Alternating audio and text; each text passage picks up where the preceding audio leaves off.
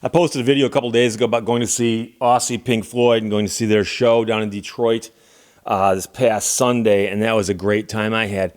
But the interesting thing about that trip was that I got downtown early. And I had a lot of time to kill, a couple hours. So I thought to myself, well, Steve, you're downtown in Detroit, a couple hours to kill. Go visit Douglas Houghton.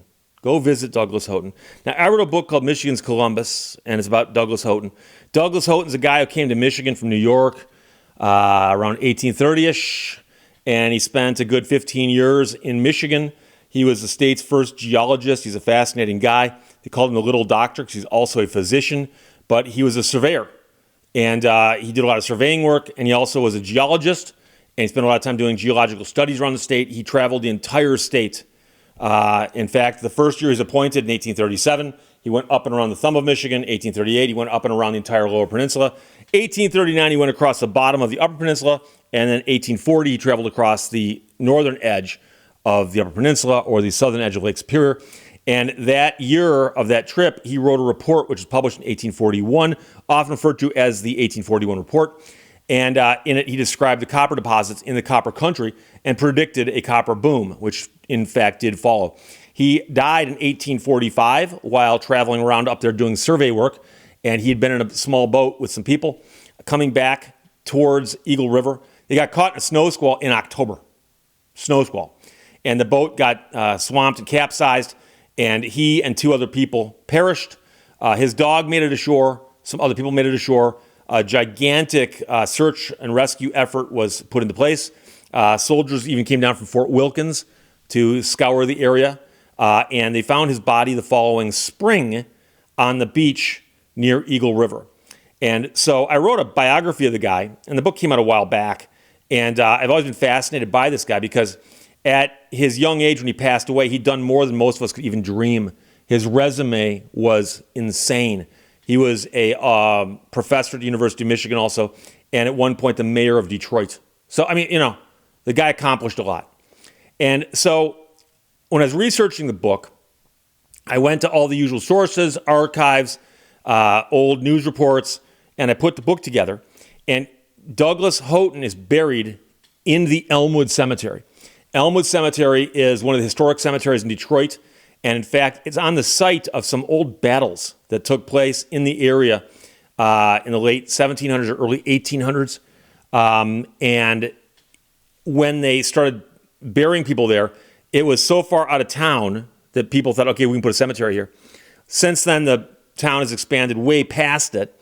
And for those of you who've run the Free Press Marathon, if you run the full marathon these days, shortly after the halfway mark, about a mile or two later, you're heading out of Detroit. You're basically, I think, heading kind of northeast-ish up towards Indian Village. You pass a big cemetery on your left. That's the Elmwood.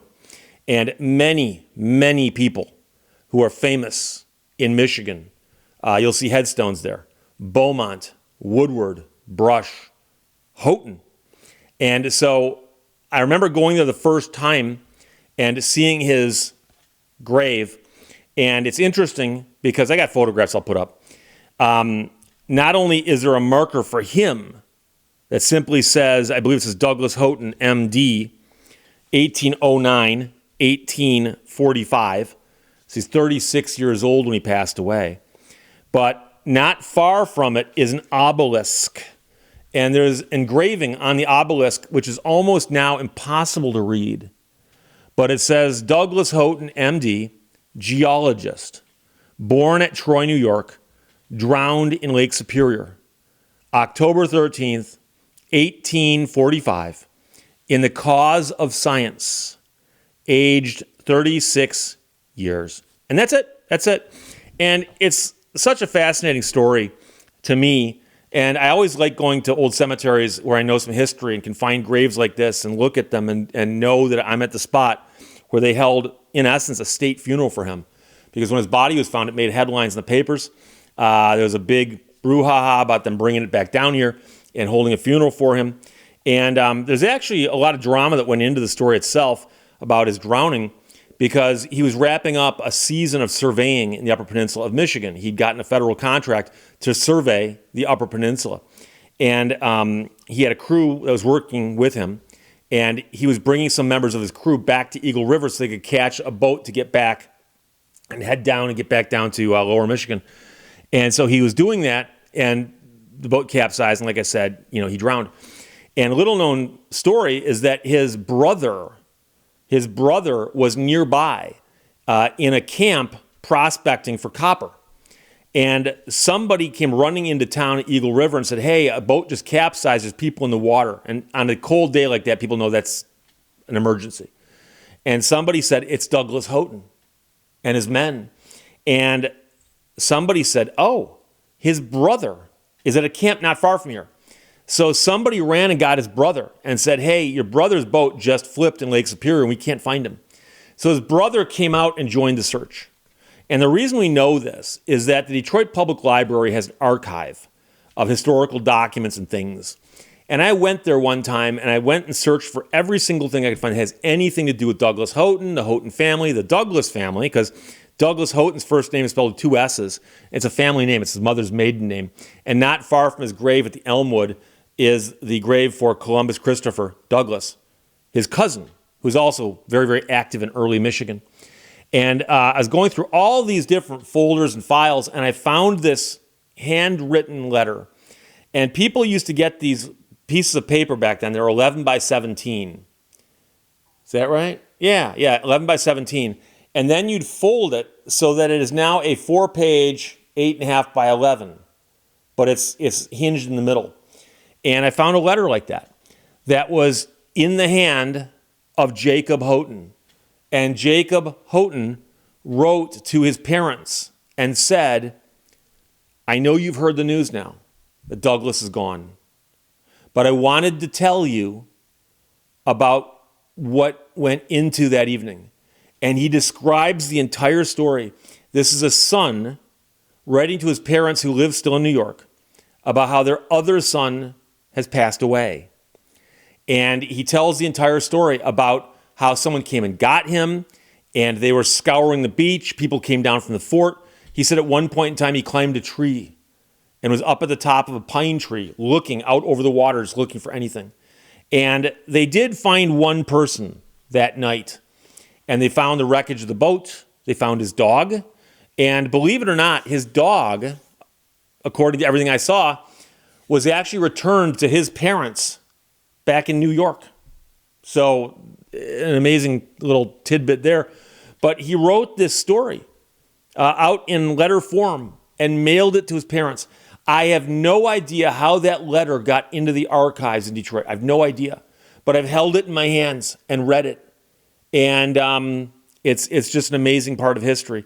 So that's what I think about. But when I have the time, and I've visited his grave now, not every single year, but I've visited it probably every other year since I first found it. And another amazing thing is that he had a friend named William Burt, who was also a surveyor, and invented a thing called a solar compass, kind of like a sextant, but use it on land. And he patented it and used it while surveying. And not far from Douglas Houghton's grave is this gigantic monument over Burt's grave. And on the side of it is a model of that thing that he invented. And what's interesting is I saw a historic marker someplace else in Michigan that indicates that it was the home of William Burt, and it goes, he was the inventor of the typewriter. Now, there were a bunch of different typewriters out there. Apparently, he worked on one, but you'll notice that on his grave, he doesn't have a typewriter. He's got that solar compass, which he used, again, like I said, to do surveying work. So an amazing time to think about in the 1830s, 1840s, what life was like in a state like Michigan, because Michigan was on the frontier. Keep in mind that in the 1820s, there was like hundreds of people in Detroit, maybe 1,000 kind of thing. And then it grew up very, very quickly. And Michigan became a state 1837. Prior to that, it was on the edge of the frontier. In fact, there's the famous quote where a traveler who came to Michigan was in Detroit and said he wanted to explore the rest of the state. And they said, well, you got to be careful once you get out of these city limits. You're in the wilderness. And he wrote and said, yes, it turns out that there's a trail into the woods. And I got on it and it never came out. So I'm paraphrasing. But I've read accounts of people who were in Michigan in the 20s and 30s of 1830s. And they talk about doing things like taking a day trip where it took them a day to hike to Royal Oak, which in a car today from Detroit can be done in a matter of minutes. And then riding a horse or hiking on the trail up to Saginaw and not seeing humans for days, that kind of thing. So it's an interesting thing to think about. But like I said, I went to the Elmwood Cemetery and saw the family plot for the Houghton family. And Douglas Houghton is buried there along with that cool marker, which is getting harder and harder to read over the years.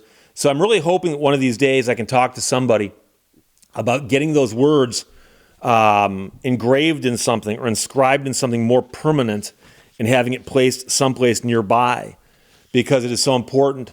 And now you walk by and all you see is the Douglas Houghton MD. And you got to look really carefully to see the shadow of Douglas Houghton MD, geologist, born at Troy, New York, drowned in Lake Superior, October 13th, 1845, in the cause of science, age 36. Unbelievable. Questions or comments? Put them below. Let's talk to you later.